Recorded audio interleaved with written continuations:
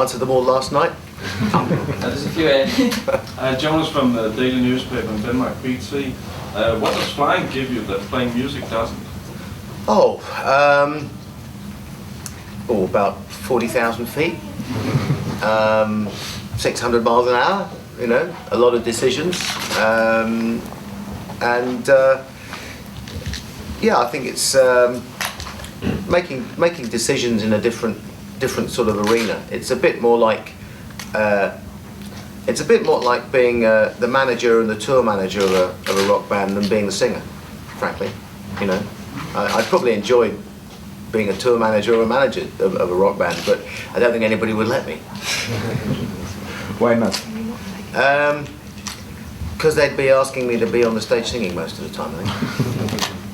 It's difficult to get taken. It's actually, as a performer, it's surprisingly difficult to get taken seriously doing something in a different area in the same business, as in, you know, somebody who's a singer going off and doing acting, and vice versa, somebody who's an actor going off and forming a rock and roll band. People love to shoot them down. If they weren't famous, nobody would care. But because they have, you know, they're famous, they're under the spotlight, you know, much more. Next question. Do you regard yourself more as a pilot or as a singer? How's the? Well, when the press conference at the moment, I'm talking to you as a singer or whatever you want. You know, I mean, but you know, as soon as we start going out to the airplane, I'm a pilot.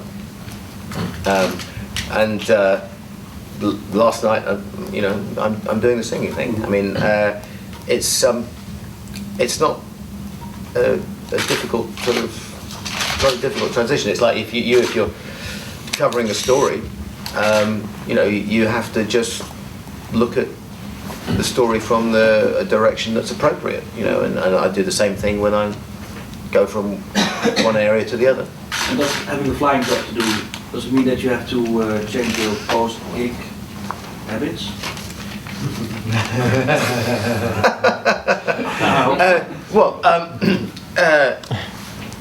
My post-gig habit. I don't have a post-gig habit.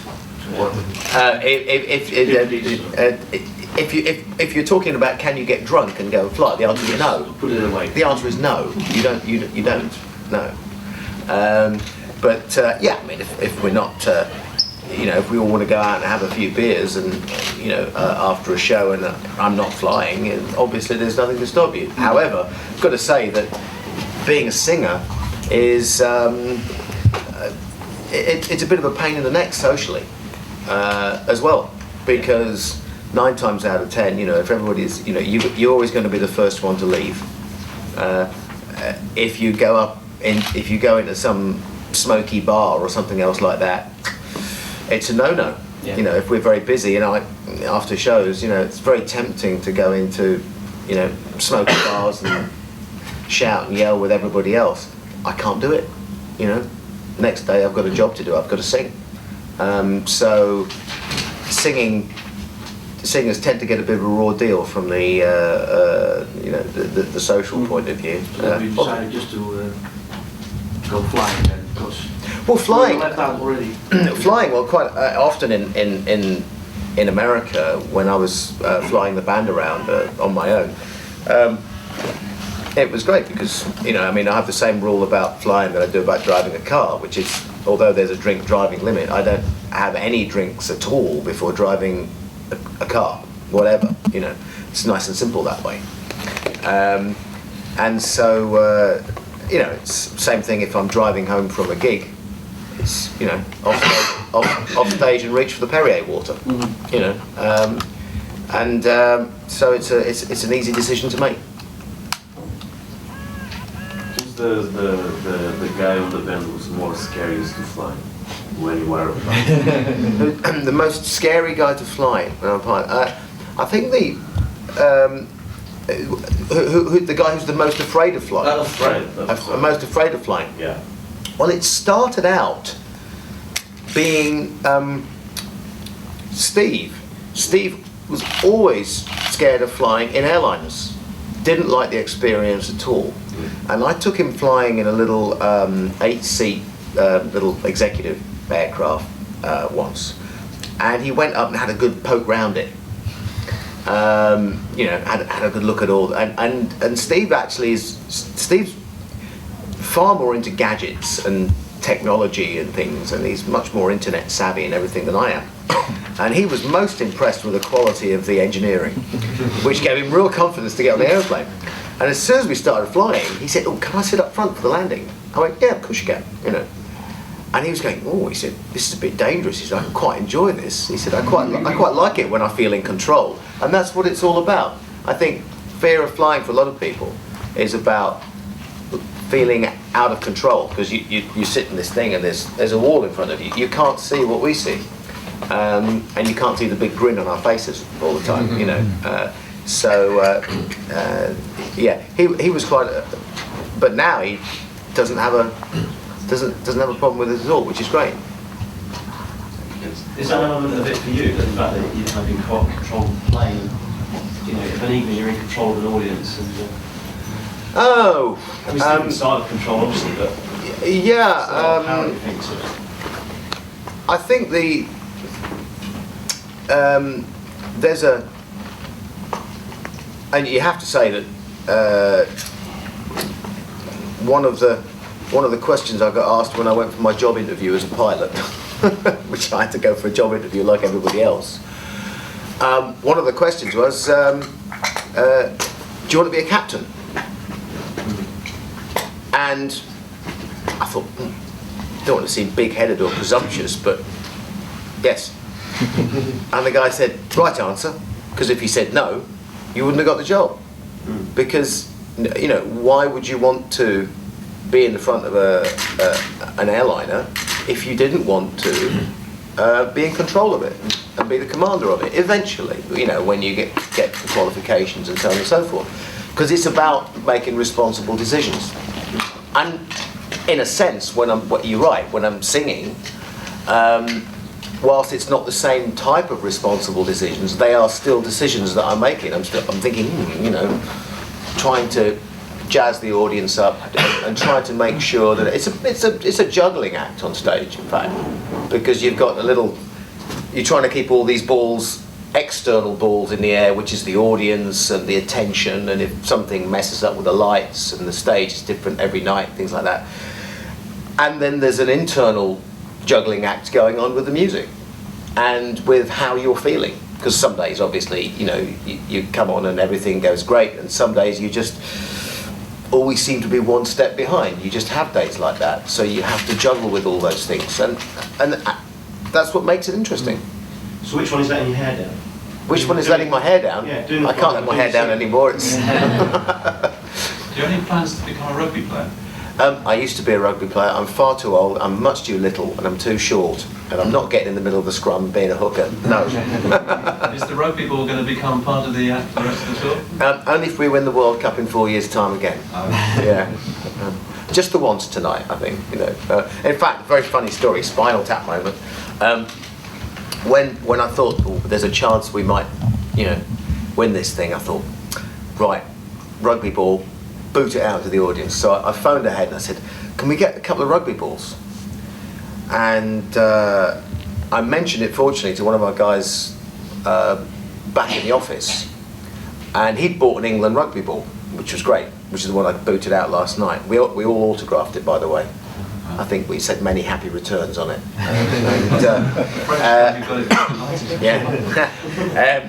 So they sent the runner out from here to go and get a couple of rugby balls, and they said, "Here are your rugby balls," and they both said Wales on it, which I thought was a subtle act of sabotage. You know, anyway. In practical terms, how does the flying job fit in with the touring? In practical terms, by and large, it doesn't. You know, I can only fly when I'm touring. You know, when there are really suitable opportunities, where there's no chance that anything would would conflict. For example, if I went off down to the Gambia for a return flight, and the airplane had a technical fault in the Gambia, and we were stuck there for 2 days. It'd be a bit unfortunate if we had a gig the following night. So you can't do things like that. You can't take those chances. However, because of the nature of the airline being a charter airline, certainly in the winter, they look for people to take unpaid leave, go on half rosters and things like that. So what I did was I said, look, can I go on half a roster between June and February? And actually it works out that I work full time for a couple of months, and then bits and bobs in between, and it works out that I work the equivalent of a half a roster for all those 6 months. So that's worked out fine, and then I'd go back to flying full time next March. When Maiden are off the road? Yeah. Although when we go off first week in December, I'm basically flying full time-ish until January the 8th. So about a month. So lots of trips to Innsbruck and ski seasons and things like that.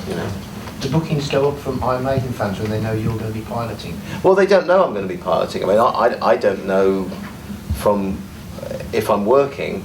I know what my days off are, and other than that, in the charter business, it's 80% stable. But I got a phone call I was supposed to be flying the FA. I was supposed to be flying the FA and the England administrators, because we do a lot of soccer flying. We fly Man United and City and all these people around the place. And I think it was the game they had down in the Balkans or something last year, somewhere. Anyway, I was supposed to be doing that flight. And in fact, the press reported that I'd done it. But in fact I hadn't, because I showed up at 5 o'clock in the morning and they said, oh, you're going to Rhodes. I went, oh, am I? Oh, great, okay. So those sorts of things can happen at quite short notice. Is it tempting to fly Man United and support another team to give them a good of a bumpy landing? I wouldn't be that cruel, I'm afraid. No, I think you've got to give everybody a level playing field, at least. Never crossed your mind? It would never cross my mind, no. Should put Steve in the cockpit for that one. So how often do you see yourself flying your fans to your gigs? Well, I mean, this trip largely came about. This trip was actually semi-stolen by EMI, because originally this was the concept was that we were going to be actually filling this aeroplane full of fans, and that we would be flying on it. The band would be flying on it with them to Paris and back. And EMI very smartly stepped in and went, "That's a great idea. Can we fill it 50% full of journalists as well?" So they took that over. But as an ongoing idea, we're sort of, I'm in discussions with several, music journalists or music papers, maybe doing this not just for Iron Maiden, but for lots of bands, because it's a great day out, and people now, for example, with these coach trips, people sit in misery on a coach for 9 hours to go and see their band, and then sit in misery for 9 hours on the way back and endure a horrendous ferry crossing. And for pretty much the same money, they could do a day trip in an aeroplane and be home the same night, or stay the night, whatever they want to do. But it's just struck me that it was a cracking idea. Why subject people to cattle truck conditions, particularly because rock is, you've got everything from 14, 15-year-old kids, which is interesting because, our audience now, you saw last night, is very, very young, and encompasses a whole range of ages, right the way up to, my age. But, bands like Deep Purple and these guys, are still selling out concerts, and there's lots and lots of people, who are into rock, right the way up to their 50s and 60s now. So it's an incredibly wide spectrum. Have you already flown other bands? What, personally? Yeah. No. You mentioned Deep Purple. You know, you are aware that also Steve Morse is flying. You know, Steve Morse used to be a commercial pilot as well. He used to fly for Delta. You know that? Yeah. He used to fly for Delta Airlines and cargo, I think, as well, doing something else. There's quite a little coven of pilots, like a little sort of witchcraft thing. In the corner, you know, we get together. We actually have an airline pilot band. Really? Yeah. We do Christmas parties and things like that. Really? Yeah, absolutely. We've got a BA Airbus skipper plays Hammond. We've got a 777 first officer on the base. The head of standards at British Airways 737 fleet went to Guitar Institute of Technology. Amazing lead guitar player. Yeah. And the only thing we haven't been able to find is a drummer who's an airline pilot. Now, there's a reason for that, I'm sure. You do a lot of flying to the Greek islands, but unfortunately for us, back in Greece, Maiden want to fly this year on this tour. I know. Personally, it's a great shame. One day, my hope is that we can get the band to agree to get their equipment to the point where we can shove it all underneath the bay of a 737 and we can fly down to Greece, do a show, spend a couple of days and come home again. No promoters, no managers, no anything, just for the fun of it? The problem is that we were initially going to... I'm changing the subject a bit. I thought, in personal opinion, the song Passchendaele was in pretty poor taste. Was there any internal debate within the band? Why did you think I was in poor taste? Because it's a band that's, you know, still fairly recent in, you know, absolutely still in people's memories. Yeah. I myself lost, you know, relatives in the First World War. Okay. To see it turn into entertainment, you know, quite like that. Quite like that. In what sense? Quite like that. But again, I'm not picking an argument. I'm just giving you my opinion. No. To have, yeah. You know, to have a heavy metal singer running around in a First World War trench coat pretending to be slumped over a barbed wire. Yeah. It's. If you saw that in a theatre, what would you think? Well, I mean, it's a question of context, isn't it? No, it's not a question of context. It's a question of. It's a question. You have a hang-up about it, right? But if you listen to the lyrics of the song, are you aware of what the lyrics of the song are? No. Right. So if you look at the lyrics of the song, this is not some, you know, breast-beating, jingoistic, nationalistic sort of thing. It's a very passionate song about the horror and the slaughter and the futility of that particular conflict. Yeah, right? it's probably not being interpreted as such by, you know, you have an audience full of kids making devil signs. You've got a Grim Reaper in the background. Did you ask? Did you ask any of them? No. How do you know? So I mean, you don't see any kind of issue there. No, I don't see any issue there whatsoever. I mean, the lyrics are really specific, and our audience is. I think you're probably doing the audience a great disservice. You've got a lot of kids there who are really enthusiastic and really getting into it, and you can't take away from the fact that it's a very dramatic song. You can't expect them all to stand to attention and salute the Hague Fund in the middle of a concert, but at the same time, the message of the song is going to get through because they do go back and they do read the lyrics and they do understand what went on. And if you didn't do songs like that, then how else would they ever have heard about it? And we're doing shows in Belgium, and people were asking us, what's the song, you know, what's this Passchendaele song? And we said, well, didn't you know what went on in the First World War? Nobody knows. It's something that is swept under the carpet. So, you know, what are we supposed to do? You know, we do the song on the album, and then we don't perform the song out of respect for what? The intelligence of our audience? Well, no, but I mean, the problem is the next thing gets juxtaposed with is a song about the devil or something like that, which, you know. You gotta, okay, I think you're probably reading far too much into, you know, juxtaposing songs and things like that. A set is a set that you perform.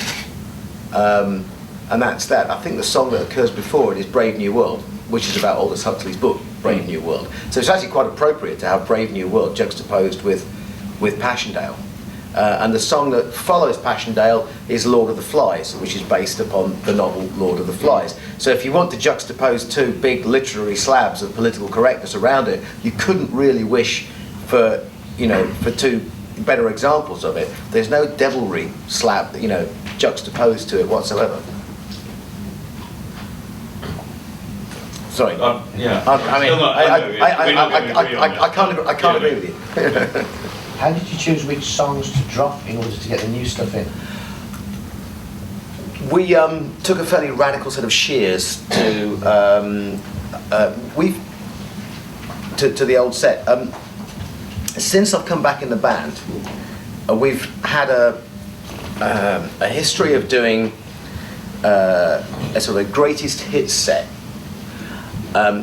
in the summers, and having great festival success with playing songs out of our catalogue, and then in the winter intervening we've been doing the Brave New World album sets, and there was a sort of a template that got established about how the rhythm of the set, how it ran, and we managed, because of the new album, we sort of tore that up for this set, and we thought, well, we know the audience are used to this sort of, okay, it starts off, there's 3 songs, then there's a break, and there's sort of a quietish song, and then and we'd fallen into a little bit of a format, which worked, but we wanted to do something special with this tour, so without making sort of radical changes, it shifted it, certainly for our audience, just using masks, using little costume changes, things like that, which we've never used before to that extent, and particularly coming in with Journeyman at the end, which is the first time, frankly, I think everybody's ever sat down on a stool on a stage in Iron Maiden in 25 years. So coming back on with that song, the whole thrust of the set is to just change people's head around a little bit and make them look at the new album and the music, because the band is changing, albeit within its own terms. But that's what matters to the fans. They know that things are changing slightly. We're not trying to go and compete with the sort of new metal bands and things like that. There's lots of elements in the band which are verging on what might be called prog rock, and it's unfashionable as that sounds. For us it's like a bit of a badge of honour, because actually a lot of people are into that kind of music, and it's relatively underground at the moment, but I have a feeling it's going to be resurfacing sometime in the next 10 years. Which set do you prefer to play, the greatest hits one or when you're touring an album?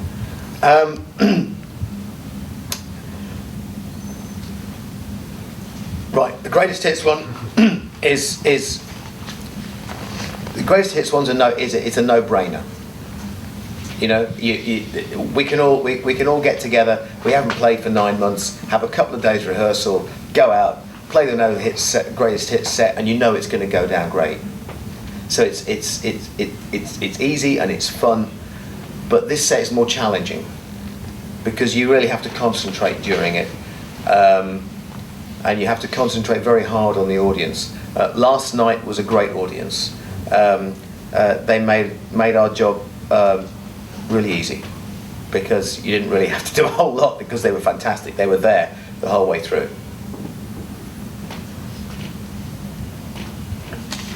Bruce, you mentioned other bands, older bands, new bands, whatever. What's your take on the Darkness? My take on the Darkness is they've done very well. They're obviously sold. They've sold 3 times, 4 times as many records as we have of this album in the UK, which is fantastic. They went to #1, and we were at #2. So they've done very well. They're a rock group with a big pop sort of sensibility, and they've got this tongue-in-cheek, wry sort of look on things, which goes down very, very well in the UK, and one hopes it continues for them. It does, it throws a bit of light on the whole rock scene, on metal in general, which is great. As far as we're concerned, I mean, it may help us a little bit, but by and large, we're still going to continue to do, what we do.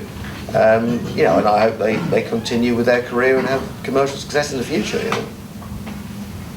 A big number of rock stars, excuse me, a big number of rock stars have died in plane crashes over the years.